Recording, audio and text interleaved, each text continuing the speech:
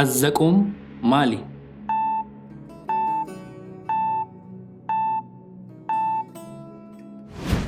Deebiin isaa A.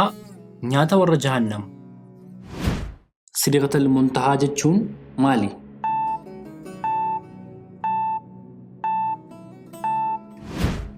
Deebiin isaa C. Muka hidda fagoo. Hariiroon Nabi Muusaa alayhi salaam fi Nabi Haaruun alayhi salaam gidduu jiru maali?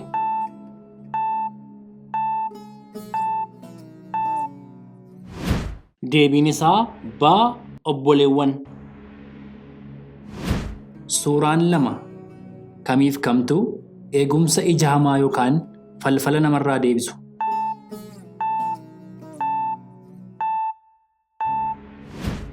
Deebiin isaa B fi C.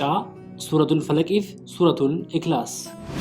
Kanneen armaan gadii keessaa fakkeenya shirkii gurguddoo kan hin taane kami? Deebiin isaa D. Of agarsiisuu. Viidiyoo kana sheer, koppii link, riipost gochuun namoonni biroonis akka irraa baratan taasisaa. Lallabdoota haqaa yaa garee shahaadaa.